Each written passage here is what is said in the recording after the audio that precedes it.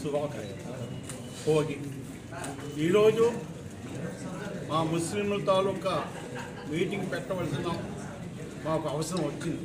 కారణం అంటే ఇవాళ ముస్లింని ఏ విధంగా తొక్కేస్తున్నాడో మీ అందరికీ తెలుసు.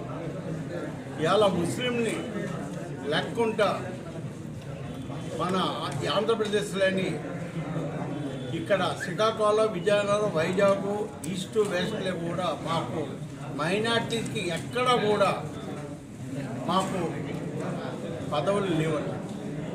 ఇవాళ మేము ఎవరి దగ్గరికి వెళ్ళి అడుక్కునే పరిస్థితికి వచ్చాము. మా హక్కుల గురించి మేము అడిగినా మాకు చేసిన ఎవరు లేరు. ఇవాళ ముస్లింలు ఇవాళ సౌత్ లేని 20,000 మంది, నార్త్ లేని 25,000 మంది ఇలాగ చెప్పుకొని పోతే చాలామంది ముస్లిమ్స్ ఉన్నారు.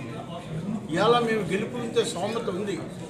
ఇవాళ మా హిందూ సోదరులు, క్రిస్టియన్ సోదరులు ప్రతి ఒక్కరు కూడా మాకు సపోర్ట్ చేసి మీరు నిలబడండి, మీకు మేము సపోర్ట్ చేస్తాము అని ప్రతి హిందూ సోదరులు, ప్రతి ముస్లిం, ప్రతి క్రిస్టియన్ సోదరులు, ప్రతి ఇతర మతాల్లో ఎస్టీ, ఎస్సీ, మైనార్టీ ప్రతి ఒక్కరు కూడా మాకు సపోర్ట్ చేయడానికి వాళ్ళు ముందుకు వస్తున్నారండి. దయవుంచి కానీ రాజకీయవేత్తలు ముందుకు రావటం లేదు. ఇవాళ గెలిచే గుర్రాలకి ఇవాళ మాకు సీట్కి ఇస్తే ఇవాళ తెలుగుదేశం, మన వైఎస్ఆర్, ఇవాళ కాంగ్రెస్, ఇవాళ ముందు వరుసలోని తెలుగుదేశం పార్టీ ఉంది. తెలుగుదేశం పార్టీ నుండి మా ముస్లిం సోదరులకు అందరికీ ఇస్తే మా ముస్లిం సోదరులు అందరూ కూడా కష్టపడి విశాఖపట్నం అందగట్ట ఈ 5 జిల్లాల్లో విశాఖపట్నం పెద్దది కాబట్టి మా విశాఖపట్నంలో ఒక మైనార్టీ సీటు మాకు ఇస్తే యువతల సౌత్ కానీ నార్త్ కానీ ఏమైనా మీరు ఇస్తే ఎవరైనా సరే గెలిచే వాళ్ళకి మీరు ఇవ్వండి. గెలిపించే బాధ్యత కూడా మీ మీద ఉంది. పార్టీకి సీట్ ఇచ్చిన తర్వాత మళ్ళీ మీరే మమ్మల్ని ఓడించాలని చూడకండి. దయ ఉంచి మీరు గెలిపించే బాధ్యత కూడా మీ పార్టీ మీద ఆధారపడి ఉంది. అంతేగాని మీరు మాకు సీట్ ఇచ్చారు, మీరే మమ్మల్ని ఓడించాలని ప్రయత్నించకండి. దయ ఉంచి చాలామంది వాళ్ళు ఉన్నారు, తెలుగుదేశంలో ఉన్నారు, వైఎస్ఆర్లో ఉన్నారు, కాంగ్రెస్లో కూడా ఉన్నారు. ఇవాళ వచ్చే పార్టీలని తెలుగుదేశం పార్టీకి ముందు ప్రయారిటీ ఇవ్వండి, వైఎస్ఆర్కి ఇవ్వండి, కాంగ్రెస్ కూడా ఇవ్వండి. దయవుంచి మీరందరూ కూడా ఒక మంచి లీడర్ని మా ముస్లిం సోదరులని మీరు ఎన్నుకొని గెలిచే గుర్రానికి మీరు ఇస్తే, గెలిచే వ్యక్తికి ఇస్తే మేము తప్పకుండా మా ముస్లిం సోదరులందరూ కలిసి వాళ్ళకి పార్టీలు ఏ పార్టీ ఉంది, ఇక్కడ అన్ని పార్టీలు వచ్చాయి. ఇక్కడ కాంగ్రెస్ ఉంది, టీడీపీ ఉంది, వైఎస్ఆర్ ఉంది, జనసేన ఉంది, బీజేపీ ఉంది, ప్రతి ఆల్ పార్టీస్ ఇక్కడ వచ్చున్నారు. అందరూ ఒకే తాటి మీద మేము వచ్చాం.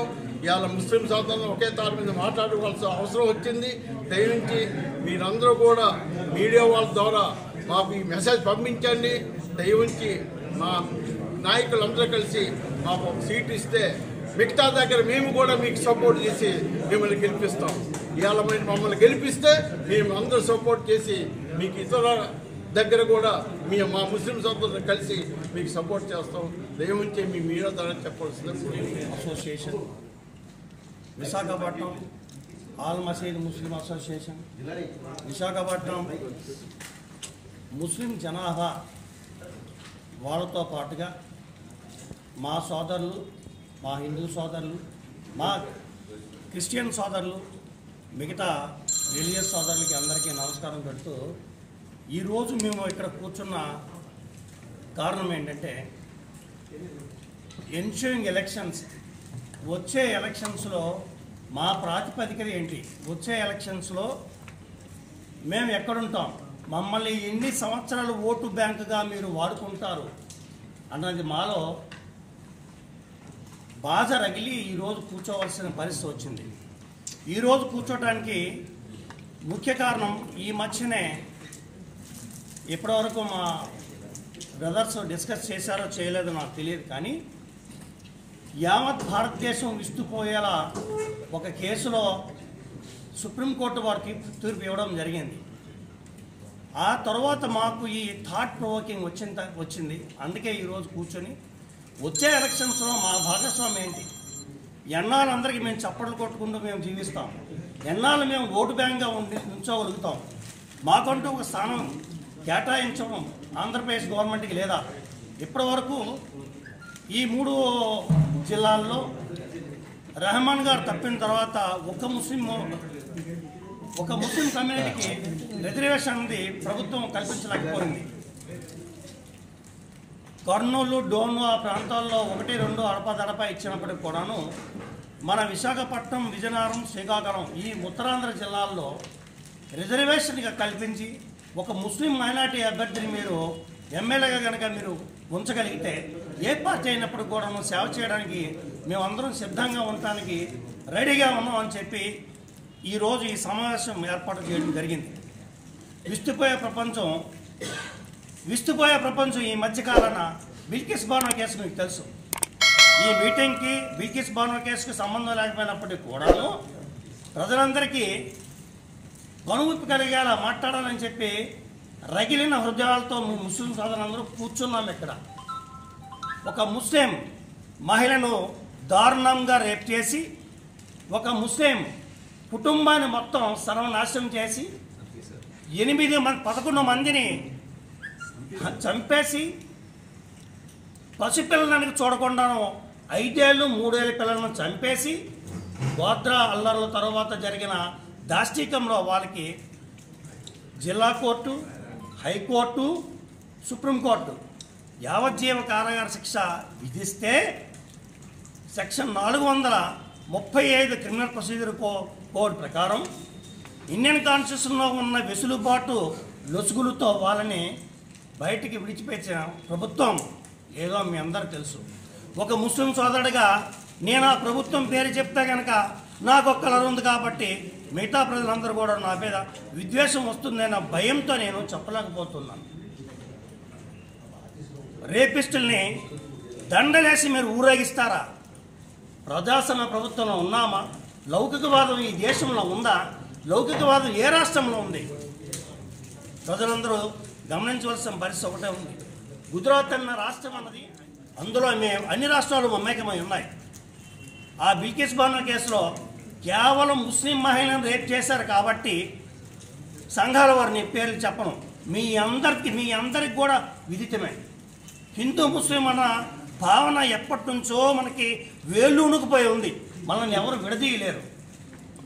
బిల్కిస్ బానో కేసు తర్వాత బాధతో ఏం చేయాలి అన్న ఒకే ఒక ఉద్దేశంతో ఈరోజు ఒక మతపరంగా మేము కలవలేదు. భయపడుతూ మా పరిస్థితి భవిష్యత్తు ఏంటి, భవిష్యత్ తరాల్లో మా పిల్లల పరిస్థితి ఏంటి అన్న ఒకే ఒక్క ఉద్దేశంతో ఇక్కడ కూర్చొని వచ్చే ఎలక్షన్స్లో మా భాగస్వామ్యం చప్పట్లు కొట్టే భాగస్వామ్యం కాకుండాను మేము దామాషా పద్ధతిలో ఎన్ని ఓట్లు మనం సేకరించగలుగుతాం. నా హిందూ ఫ్రెండ్స్ ఎంతమంది ఉన్నారు, క్రిస్టియన్ ఫ్రెండ్స్ ఎంతమంది ఉన్నారు, లౌకికవాదులు ఎంతమంది ఉన్నారు, దయచేసి ముఖ్యంగా గమనించండి బ్రదర్స్. లౌకికవాదులు ఎంతమంది ఉన్నారు, ఆ లౌకికవాదులతో మేము అందరం కలిసి మేము ఒక ప్లాట్ఫామ్ ఏర్పాటు చేసుకొని వచ్చే ఎలక్షన్స్లో మేము పోటీ చేద్దామనే ఉద్దేశంతో ఇక్కడ మా సోదరులందరూ కూడా కూర్చొని ఉన్నాం. మాలో ఐఏఎస్ చదివిన వాళ్ళు ఉన్నారు, మాలో ఐపీఎస్ చదివిన వాళ్ళు ఉన్నారు, మాలో సుప్రీంకోర్టు జడ్జెస్ ఉన్నారు, మాలో హైకోర్టు జడ్జెస్ ఉన్నారు. ప్రతి రంగంలోనూ కార్మిక శక్తి, కర్షక శక్తి, వాచి రిపేర్ దగ్గర నుంచి విమానం తయారు చేసే వరకు మాలో కూడా ఉన్నారు. బ్రదర్స్, మమ్మల్ని దయచేసి మీరు ఒక్కసారి గమనించండి. లౌకికవాదాన్ని ఇప్పటికైనా సరే మనం నిలబెట్టుకొని ప్రజాస్వామ్య స్ఫూర్తిని దయచేసి మనం జాగ్రత్తగా అవలంబించుకొని ఆకలింపు చేసుకొని ఆలోచిస్తారని చెప్పి మనం అందరం కూడా ఇక్కడ కూర్చొని ప్రజలందరికీ మమేకమై చేతులొచ్చి ముస్లిం సోదరులందరూ మీకు వినపం ఏంటంటే వచ్చే ఎలక్షన్స్లో మంచి లౌకికవాదిని మీరు ఎన్నుకోండి. ముస్లిం ఎన్నుకోమని మేము చెప్పట్లేదు, క్రిస్టియన్ ఎన్నుకోమని చెప్పట్లేదు, హిందూ అని చెప్పట్లేదు. లౌకికవాదాన్ని దయచేసి బలపరిచి ప్రజాస్వామ్య స్ఫూర్తిని బలపరచడానికి మీడియా మిత్రులు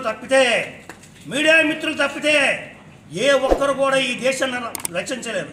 ఎలక్షన్స్ రాగానే మీడియా మిత్రుల పక్కన ఒక కాపు ఉంటాడు, మీడియా మిత్రుల పక్కన ఒక వెలం ఉంటాడు. సామాజిక వర్గంగా అందరినీ చిన్నాభిన్నం చేసేసి వర్గాల వరకే పెట్టారు. Telugu corporation, Telaga corporation, Velama corporation, Christian corporation, Muslim corporation, Sikh corporation జాతిల వారీగా విడగొట్టి ఓట్లను చేర్చడానికి మాత్రం ప్రభుత్వం పనిచేస్తుంది. ఏ ప్రభుత్వం అయినా కానీ జాతుల వారీగా ఓట్లు అడుక్కుంటారా? విడగొడతారా మీరు కార్పొరేషన్స్ పెట్టి? దానికి ఒక పదం పెట్టారు, అభివృద్ధి అండి. ఈ సెక్టర్గా అభివృద్ధి, ఈ సెక్టర్గా అభివృద్ధి చెందుతుందని చెప్తారు. 10 ఏళ్ల క్రితం మనకి కార్పొరేషన్ లేవే, దేశం మొత్తం మీద కార్పొరేషన్ ఎక్కడా లేవు.